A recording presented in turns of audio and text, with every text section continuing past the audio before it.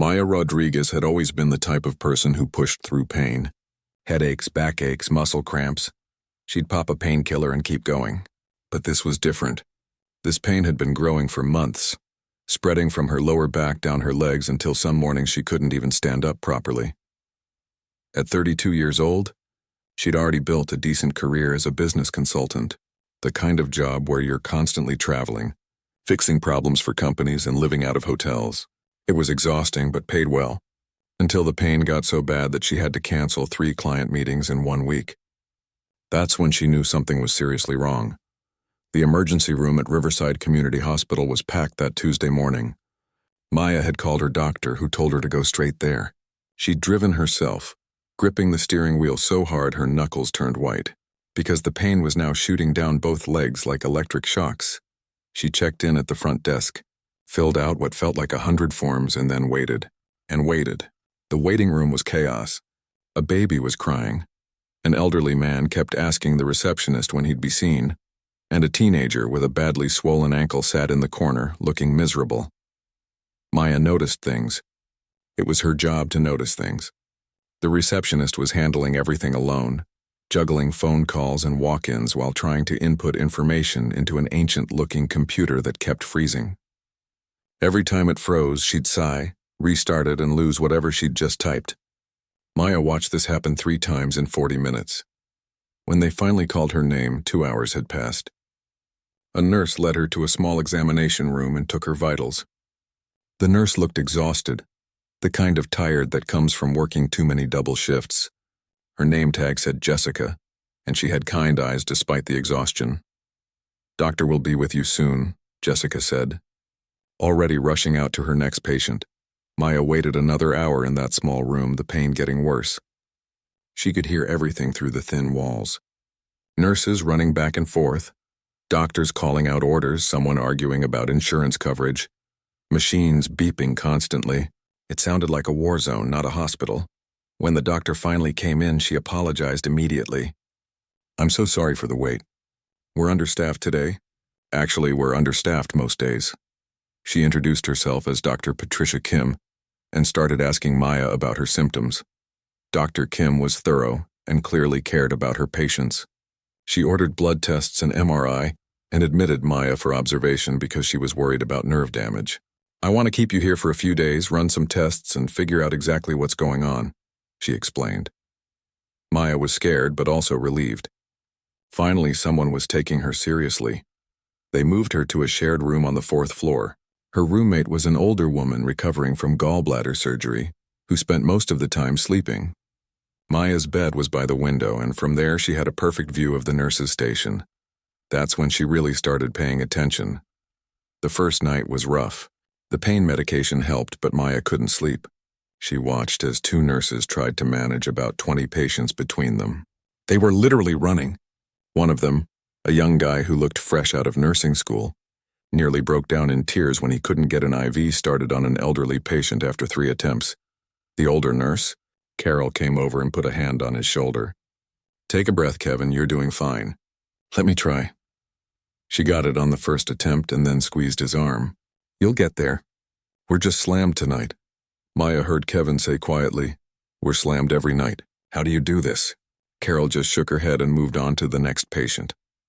Over the next few days, while waiting for test results, Maya saw patterns everywhere.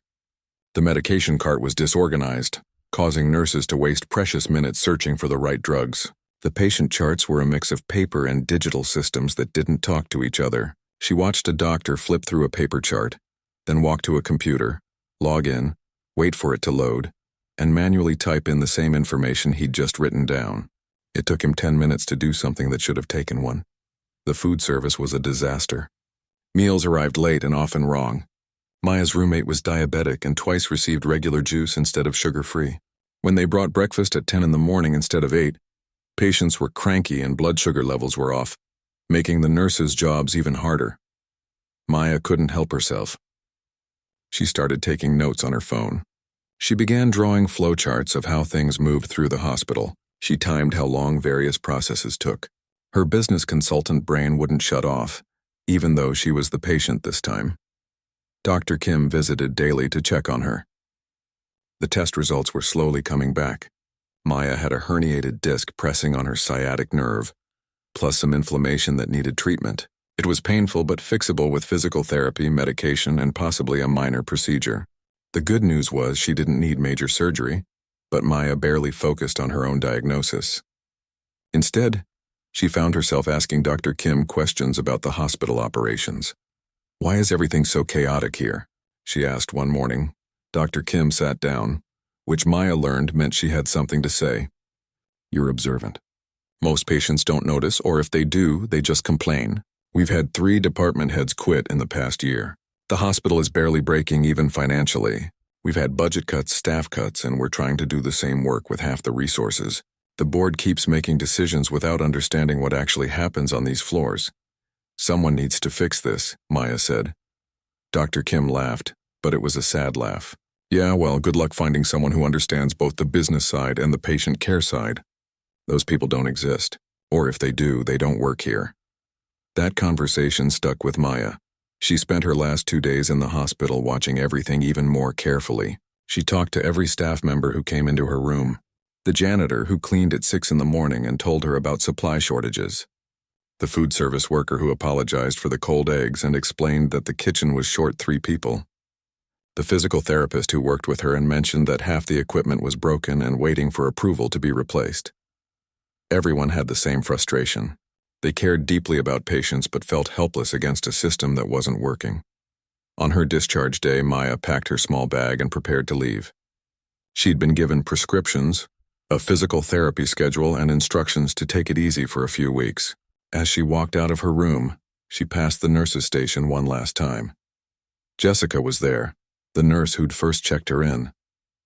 She looked even more tired than before. She smiled at Maya. "Take care of yourself, okay? And do those exercises the physical therapist showed you?" "I will," Maya promised. Then she paused. "Can I ask you something? If you could change one thing about working here, what would it be?" Jessica didn't even hesitate. "Having enough people. Just enough people to do the job right. We're all tired of feeling like we're failing our patients when we're trying so hard." Maya nodded and walked toward the elevator, but something had shifted inside her. She couldn't stop thinking about what she'd seen. She'd come to this hospital as a patient looking for answers about her own health. She was leaving with something else entirely, a purpose she hadn't expected to find. Maya spent the first week at home doing exactly what the doctors told her not to do. Instead of resting, she sat at her laptop, organizing all the notes she'd taken at the hospital. She created spreadsheets tracking patient wait times, staff schedules, and bottlenecks in the system. Her back hurt when she sat too long, reminding her to get up and do her physical therapy exercises, but her mind was completely absorbed. Her best friend Lisa came over on day 5 and found her surrounded by papers and charts. "Maya, what are you doing?" "You're supposed to be recovering, not working." "I'm not working. I'm just thinking." Lisa picked up one of the papers. It was a detailed diagram of the hospital's emergency room flow, with notes scribbled everywhere. "This is definitely working. And about a hospital you don't even work at. Are you okay?" Maya closed her laptop and sighed. "I can't stop thinking about it. That place saved my life, Lisa. They figured out what was wrong with me when I'd been suffering for months. But the staff there is drowning. Good people are burning out because the system is broken, and I know I could help fix it. You're a business consultant, not a hospital administrator. Hospitals are businesses too. They have the same problems any struggling company has. Bad processes, poor communication, wasted resources. I've fixed these exact problems for other companies. Why not a hospital?" Lisa sat down next to her. "Because you're supposed to be recovering and getting back to your actual job. Your boss has already called me twice asking when you're coming back." Maya hadn't told Lisa yet, but she'd already made a decision. "I'm not going back. I can't, not yet anyway. Every time I think about going back to that life, flying around the country fixing problems for companies that don't really need me, I just feel empty. But when I think about that hospital, you light up like a Christmas tree," Lisa finished. "I see it. But Maya, you can't just walk into a hospital and start fixing things. That's not how it works." "I know. But I have to try something." The next day, Maya called the hospital and asked to speak with Dr. Kim. It took 3 transfers and 20 minutes on hold, but finally the doctor picked up. "Maya, Is everything okay? Are you having more pain? No, I'm fine. Well, better anyway. Dr. Kim, I have a weird request. Can I come talk to you about something? It's not medical. They met at a coffee shop near the hospital 2 days later. Dr. Kim looked surprised when Maya pulled out a laptop and started showing her the analysis she'd done.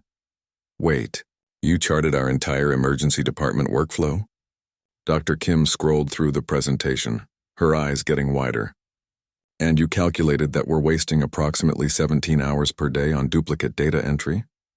17 hours of highly paid medical professionals doing clerical work that could be automated or streamlined. And that's just one department. I saw problems everywhere, Dr. Kim, and I think I can help fix them. Dr. Kim leaned back in her chair. Okay, I'll be honest. This is incredible work, but I'm a doctor, not an administrator. The person you need to talk to is Michael Torres, our hospital administrator.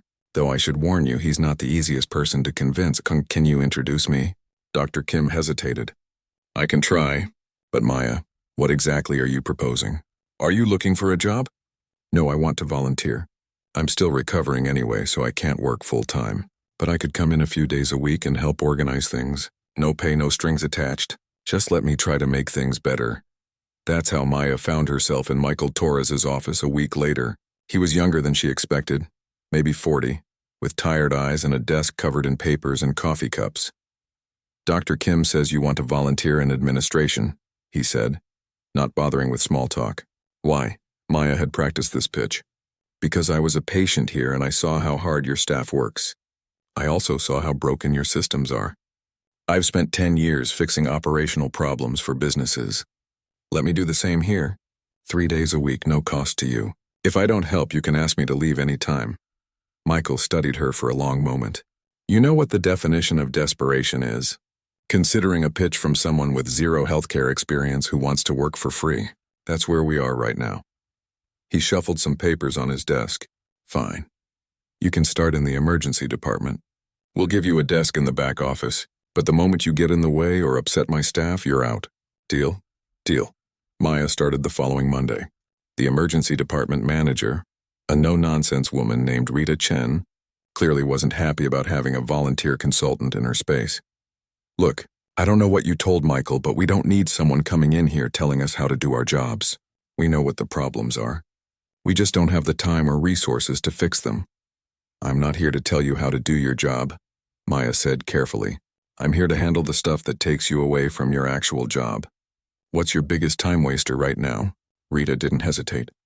Patient intake forms. Paper everywhere. Half of them illegible, constantly getting lost between triage and the exam rooms. We spend more time hunting for paperwork than treating patients. Okay, can I work on that? Rita looked skeptical but shrugged. Knock yourself out. Maya spent her first week just watching and asking questions.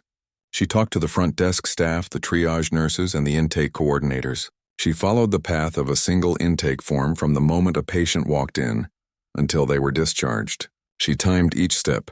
By week 2, she had a proposal. She showed it to Rita in a quiet moment between patient rushes. What if we use tablets for intake? Patients fill out their information digitally in the waiting room. It goes straight into the system. No paper, no data entry, no lost forms. The triage nurse gets it immediately on their computer. I priced it out. For the cost of 10 tablets and a basic software setup, you'd save your staff about 4 hours per shift. Rita studied the proposal. This would actually work. But we don't have budget for 10 tablets. What if I could get them donated? I still have contacts from my old job. Tech companies donate stuff all the time for tax write-offs. If you can actually make this happen, I'll buy you dinner myself. It took Maya 3 weeks. But she got the tablets donated and worked with the hospital's IT department to set up a simple digital intake system. The day they launched it, there were problems. Older patients struggled with the technology. The Wi-Fi kept dropping and one tablet broke within the first hour. But Maya had anticipated this. She'd trained volunteer staff to help patients who needed assistance. She'd already talked to IT about the Wi-Fi issue, and she'd ordered 2 backup tablets. Within 6 weeks, the emergency department's average wait time dropped from 3 hours to less than 2. Patient satisfaction scores went up. The nurses stopped losing paperwork. Rita bought Maya that dinner and, more importantly, started trusting her. Word spread through the hospital. The weird volunteer who'd been a patient was actually making things better. Other department heads started asking if she could help them too. Maya expanded her volunteer hours to 4 days a week.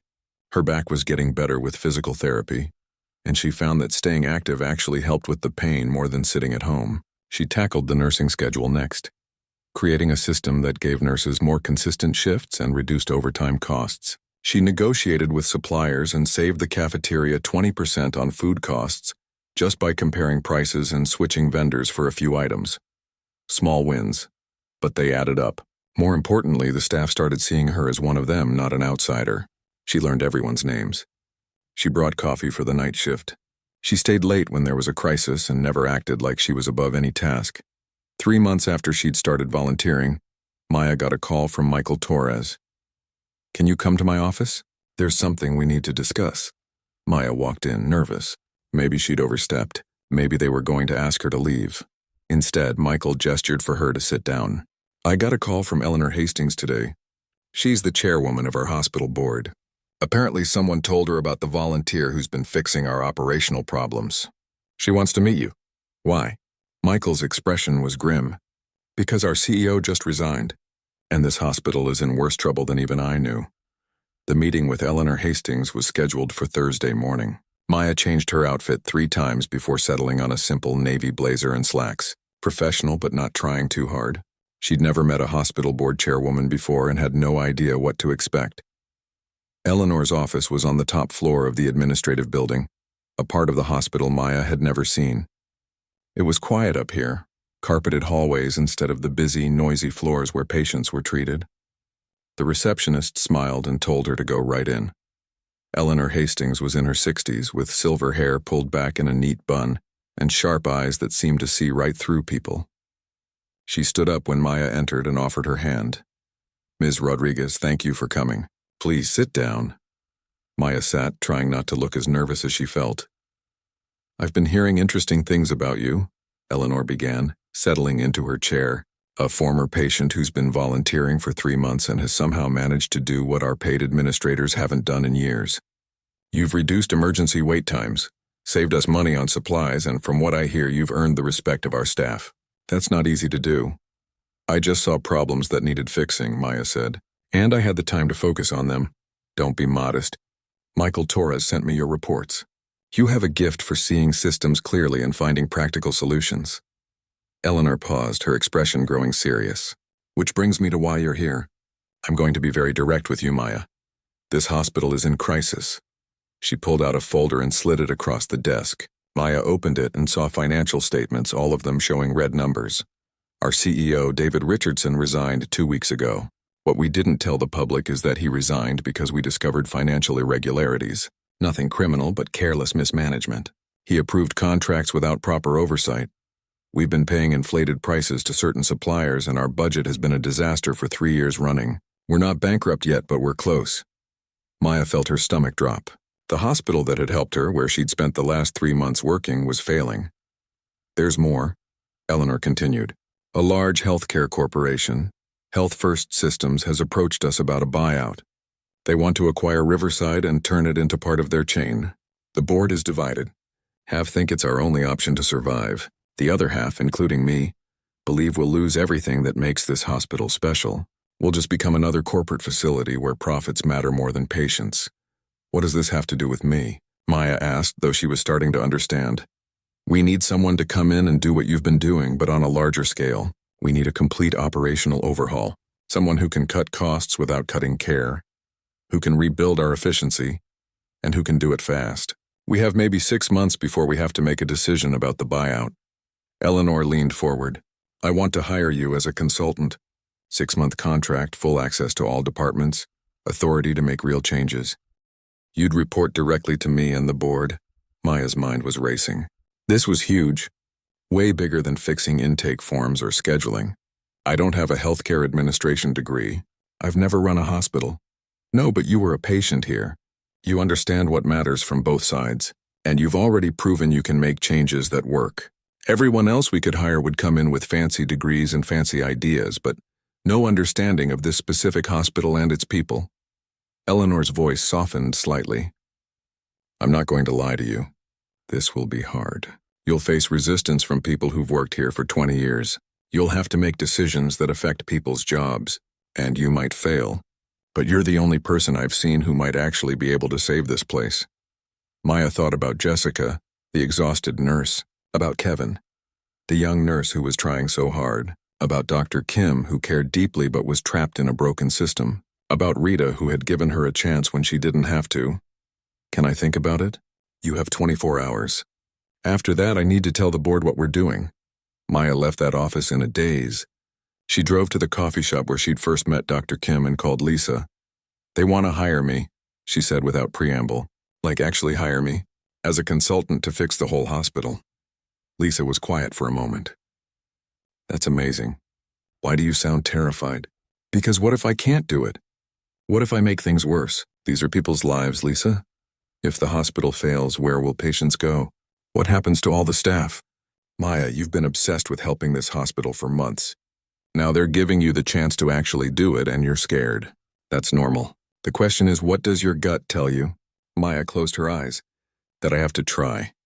Then there's your answer." Maya accepted the position the next morning. The contract was for 6 months at a modest salary, less than she'd made as a business consultant, but enough to live on. Her first official day was the following Monday. Michael Torres called an all-staff meeting to introduce her. The large conference room was packed with department heads, senior nurses, doctors, and administrators. Maya stood at the front, looking at a sea of skeptical faces. Michael introduced her, explaining her role and authority. When he finished, the question started immediately. "So we're hiring someone with no healthcare experience to tell us how to do our jobs?" This came from a man in the back, arms crossed. His name tag read Gerald Whitmore, VP of Operations. "I'm not here to tell you how to do your jobs," Maya said calmly. "I'm here to remove the obstacles that keep you from doing your jobs well. You're the experts in patient care. I'm an expert in fixing broken systems. I think we can help each other." "We've had consultants before," an older nurse spoke up. "They come in, make big promises, write fancy reports, and nothing changes. Why should you be different?" "Because I'm not just writing reports and leaving. I'm staying for 6 months, and because I was a patient here. I've seen this hospital from the same side you've seen it. I know it's broken, but I also know it can be fixed because I've already helped fix parts of it." A woman in the front row raised her hand. It was Rita from the emergency department. "She's telling the truth. She fixed our intake system. Our wait times are down. Our staff is less stressed. She actually listens and then does something about it." A few other people nodded, staff members who'd worked with Maya during her volunteer months, but Gerald wasn't convinced. "With all due respect, fixing one department's paperwork is not the same as overhauling an entire hospital. We have protocols, regulations, union contracts, insurance requirements. This isn't some tech startup you can just restructure." "You're absolutely right," Maya agreed. "That's why I'm going to spend my first month just listening. I want to meet with every department, understand every process, hear every concern. I'm not going to make changes until I fully understand what I'm changing and why." After the meeting ended, people filed out in small groups, some curious, most skeptical. Dr. Kim came up and squeezed Maya's arm. "Welcome to the deep end of the pool." Michael walked Maya to her new office. It was small but had a window and a door that closed. "I should tell you something," he said. "Gerald Whitmore has been VP of Operations for 15 years. He wanted this job, the consultant role. When Eleanor chose you instead, he wasn't happy. Watch your back around him." "Noted." "Also, the board meeting is in 2 weeks. They'll want to see your initial assessment and plan. Eleanor's on your side, but half the board still wants to accept the Health First buyout. You need to convince them there's another path." Maya nodded, trying not to show how overwhelmed she suddenly felt. That first week was brutal. Maya scheduled meetings with every department head, walked through every floor, and reviewed financial documents until her eyes hurt. She quickly realized the problems were even worse than Eleanor had described. The supply chain was a mess, with different departments ordering the same items at different prices from different vendors. The medical records system was a patchwork of old and new software that barely communicated. Staff scheduling was done manually with no regard for efficiency, and there was something else, something she couldn't quite pin down yet. Numbers that didn't add up. Equipment orders that seemed excessive. She made a note to dig deeper into the financial records. On Friday afternoon of her first week, Maya found an envelope on her desk. Inside was a single sheet of paper with typed words. "You're in over your head. Leave now before you embarrass yourself." No signature, no clue who'd sent it. Maya crumpled the paper and threw it in the trash. Then she pulled out her laptop and got back to work. She had 2 weeks to develop a plan that could save the hospital. Someone trying to scare her off just meant she was already threatening something worth protecting, and that made her even more determined to figure out what was really going on at Riverside Community Hospital. Maya barely slept the night after finding that threatening note. She kept thinking about who might have sent it. Gerald was the obvious suspect, but it could have been anyone who felt threatened by change. She decided not to tell anyone about it. If someone wanted to scare her away, showing fear would only encourage them. The next 2 weeks were a whirlwind. Maya worked 12-hour days, diving deep into every aspect of the hospital's operations. What she found shocked her. The financial problems weren't just about poor management. Someone had been actively making bad decisions for years. She started with the supply contracts.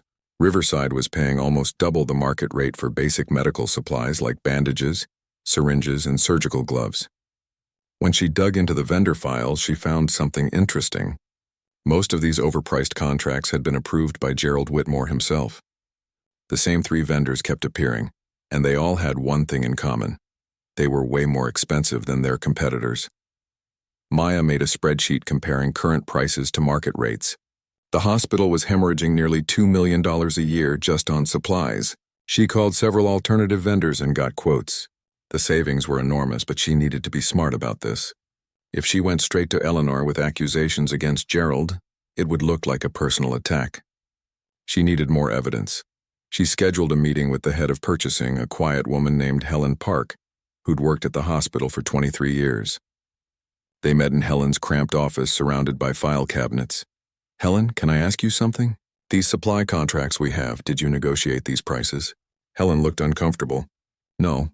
Those contracts were handled directly by Gerald about 4 years ago. He said he had special relationships with vendors and could get us better deals. He took over all major purchasing decisions. And no one questioned it? A few of us did quietly. But Gerald has a lot of power here. And honestly, we were just grateful someone was handling it. We're understaffed in every department, including purchasing." Maya thanked Helen and continued digging. She found equipment orders that made no sense. Brand new CT scan machines sitting unused in storage while the radiology department complained about broken equipment. Expensive software licenses for programs nobody was trained to use. It was a pattern of waste that pointed to either extreme incompetence or something more deliberate. 3 days before the board meeting, Maya was reviewing financial records late at night when she noticed something odd. Several large payments to a consulting firm called Strategic Healthcare Solutions over the past 3 years. She'd never heard of them. She searched online and found barely any information. The company had a basic website with no real details about what they did. She called Eleanor at home, even though it was 9 at night. "Eleanor, do you know anything about payments to Strategic Healthcare Solutions?" "Never heard of them." "How much are we talking?" "Almost $500,000 over 3 years." There was a long pause. "Send me everything you have. I'll make some calls." The next morning, Eleanor called her back. Strategic Healthcare Solutions is registered to a business address that's just a P.O. box. The owner on record is someone named Robert Miller. I had our lawyer do some checking. Robert Miller is Gerald Whitmore's brother-in-law. Maya felt her stomach flip. So Gerald has been funneling hospital money to a fake consulting company owned by his family. That's what it looks like. But we need to be very careful here. Gerald has friends on the board. If we accuse him without solid proof, this could backfire badly. Maya spent the next 2 days building an airtight case. She documented every overpriced contract, every suspicious payment, every wasteful purchase decision. She cross-referenced dates and approvals. She even found emails where Gerald had actively blocked other staff from questioning vendor prices. The board meeting was on Thursday.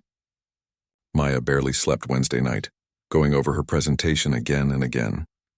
This wasn't just about proving Gerald was corrupt. She needed to show the board that the hospital could be saved without selling to Health First. The boardroom was intimidating. 12 people sat around a massive table. Eleanor was at the head. Maya recognized Michael Torres and a few other faces, but most were strangers. Gerald sat near the middle, looking confident. He didn't know what was coming. Maya started with the good news. In the past 3 months, the emergency department has reduced wait times by 40%. Patient satisfaction scores are up 23%. We've streamlined intake processes and scheduling. These improvements cost almost nothing to implement. They just required someone to pay attention and make smart changes. A few board members nodded approvingly. Gerald looked annoyed. Now the bigger picture, Maya continued. She pulled up her financial analysis. This hospital is losing approximately $2.3 million annually on supply costs alone, not because we're using too many supplies, but because we're paying inflated prices. She showed the comparison charts. The room got very quiet. I've obtained quotes from alternative vendors. We could cut our supply costs in half without changing anything about patient care. That's over $1 million in savings right there. These contracts were negotiated by our VP of Operations, one board member said, looking at Gerald. Gerald, you told us these were the best rates available. Gerald's face had gone red. Those vendors provide superior service and reliability. You can't just look at price alone. Actually, Maya said calmly, I contacted several other hospitals that use the vendors I'm proposing. They have the same or better reliability ratings and service quality.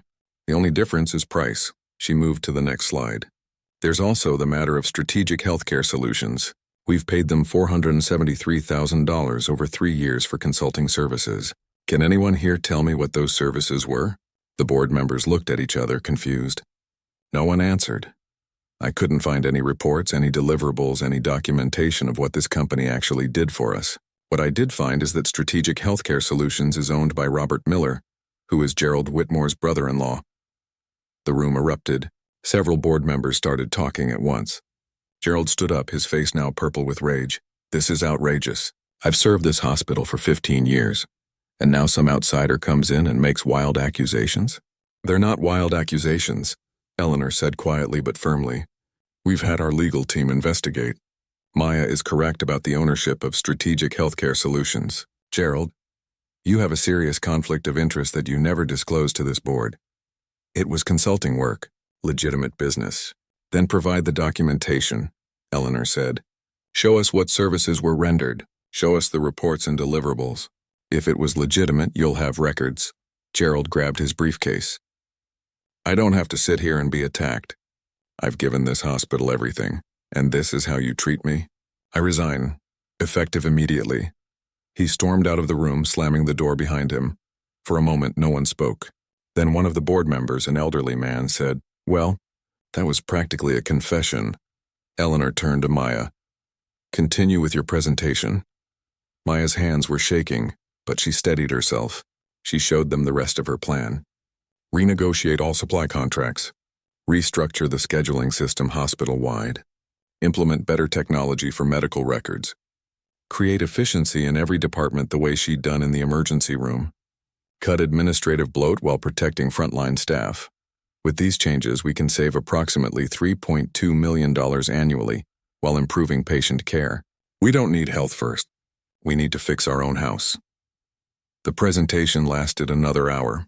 Board members asked tough questions. Maya answered them all. She'd done her homework. When it was over, Eleanor called for a vote.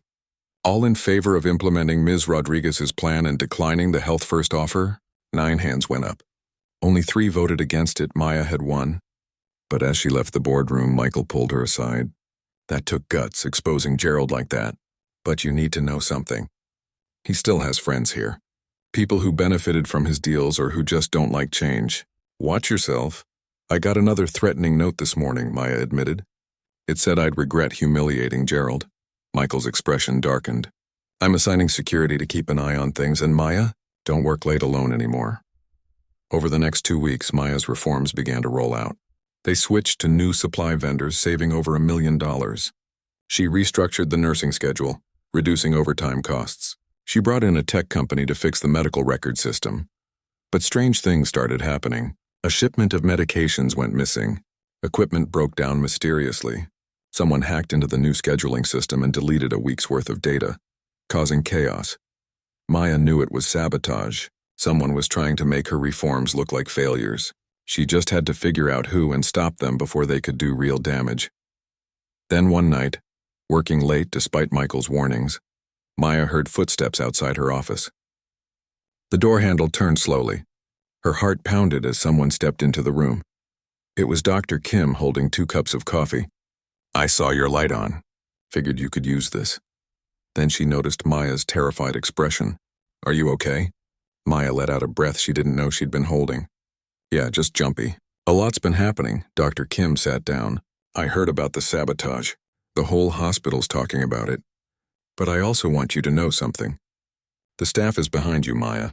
We see what you're doing. Don't let whoever's doing this scare you away. We need you." Those words meant everything. The sabotage continued for another week. The pharmacy reported incorrect medication counts. The payroll system crashed, delaying paychecks for 200 employees. Someone even called the state health inspector with a fake complaint about unsanitary conditions, triggering a surprise inspection that took 3 days and disrupted everything. Maya was exhausted and frustrated, but she refused to give up. She started keeping detailed logs of every incident, looking for patterns. Most of the problems happened at night or on weekends when fewer people were around. Whoever was doing this had access to hospital systems and knew how things worked.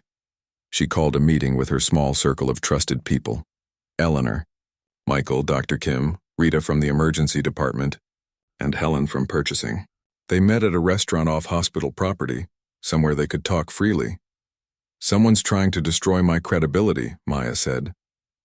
"They want the board to think my changes are causing chaos instead of fixing it." "Gerald's friends?"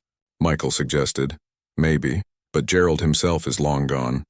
He took a job in another state the day after he resigned. I think someone else is involved. Someone who benefited from the old corrupt system and doesn't want it exposed." Helen spoke up quietly. "There's someone you should look at. Vincent Park, our CFO, he's Gerald's cousin. He approved all those questionable contracts. If you keep investigating, you'll eventually find his fingerprints on everything." Maya felt like she'd been punched. "The CFO is involved? Why didn't anyone tell me this?" "Because Vincent is careful. He lets others take the fall. Gerald was his shield. But now Gerald's gone and Vincent knows you're getting close to the financial records he's been hiding." "We need proof," Eleanor said. "Real evidence, not just suspicions," Maya thought for a moment. "What if we give him a chance to sabotage something while we're watching? Set a trap?" It took 3 days to set up. Maya announced loudly in a staff meeting that she'd be uploading the new quarterly budget to the main system on Friday night, and that everyone could review it Monday morning. She made sure Vincent overheard. Then she and Michael set up a hidden camera in the IT server room and monitoring software to track anyone who accessed the budget files. Friday night, Maya sat in her office with the lights off, watching her laptop screen. Michael was in the next room. Eleanor was on standby with hospital security. They waited. At 11:47 p.m., someone entered the server room. The camera showed Vincent Park, the CFO, sitting down at a terminal. He logged in using what looked like an administrator password and started deleting files from the budget system. "Got him," Maya whispered into her phone. Security arrived within 2 minutes. Vincent tried to claim he was just working late, but the video evidence was clear. He deliberately deleted critical financial files and tried to plant false data that would make Maya's budget projections look wrong. By Monday morning, Vincent Park had been fired and the board had referred the matter to law enforcement for investigation. The sabotage stopped immediately. With the threats finally gone, Maya could focus on the actual work. Over the next 3 months, her reforms transformed the hospital. The new supply contracts saved the exact amount she'd projected. The improved scheduling system meant nurses had better work-life balance and overtime costs dropped by 60%. The upgraded medical records system eliminated duplicate data entry and reduced errors. Patient satisfaction scores climbed every single month. Wait times in every department improved. Staff morale went from the lowest it had been in years to the highest. Doctors and nurses stopped talking about leaving. They started talking about the future. The local newspaper ran a feature story: how one former patient saved a failing hospital. Other hospitals started calling, asking if Maya could consult for them too. Maya's 6-month contract was coming to an end. She'd done what Eleanor asked. She'd proven the hospital could survive without being sold, but she hadn't thought much about what would come next. Eleanor called her into the office on a Tuesday morning. The entire board was there, which made Maya nervous. Had something gone wrong? "Ms. Rodriguez," Eleanor began formally, then smiled. Maya, we've been discussing your future with Riverside Community Hospital. Maya's heart raced. Were they letting her go? Your contract expires in 2 weeks. In that time, you've accomplished more than we thought possible. You've saved this hospital over $3 million. You've improved every metric we measure. You've earned the trust and respect of our staff, which might be your greatest achievement because that's the hardest thing to win in a hospital. Eleanor glanced at the other board members, who were all nodding. The board has voted unanimously to offer you the permanent position as Chief Executive Officer of Riverside Community Hospital. Maya's mouth fell open. CEO, but I'm only 33. I don't have a healthcare administration degree. You have something more important than any degree, one of the board members interrupted. You have the ability to see what needs to change and the courage to change it. You understand this hospital from the inside out because you were a patient here. You know what matters. Plus, Eleanor added with a smile, you've already been doing the job for 6 months. You've just been doing it without the title or the proper salary. Maya felt tears forming in her eyes. 6 months ago, she'd walked into this hospital in pain, scared, not knowing what was wrong with her. Now they were offering her the chance to lead it. I don't know what to say. Say yes, Dr. Kim said from the doorway. Maya turned and saw that the door was open. Behind Dr. Kim stood Rita, Jessica the nurse, Kevin the young nurse who'd been struggling that first night, Helen, and at least 20 other staff members crowding the hallway. We took a vote of our own, Rita said. If you don't take this job, we're going to be very disappointed. Maya laughed through her tears. Okay, yes, I'll do it. The staff erupted in cheers and applause. Maya officially became CEO 2 weeks later. At 33 years old, she was one of the youngest hospital CEOs in the country, and definitely the only one who'd started as a patient in her own hospital. Her first act as CEO was to create a patient advisory council. Real patients who'd been treated at Riverside would attend monthly meetings and give honest feedback about their experiences. No more making decisions without understanding how they affected the people the hospital served. Her second act was to establish a leadership development program for nurses.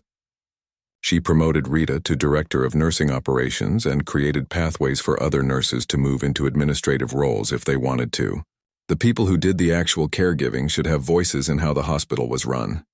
Her third act was to keep one evening shift per month where she worked alongside the nursing staff, wearing scrubs and doing whatever needed to be done. She never wanted to forget what it felt like to be on the front lines or to lose touch with the daily reality of patient care. 2 years into her tenure, Riverside Community Hospital went from nearly bankrupt to financially stable. They'd won awards for patient satisfaction and operational excellence. Medical students wanted to do their residencies there because they'd heard it was a hospital that actually cared about both patients and staff.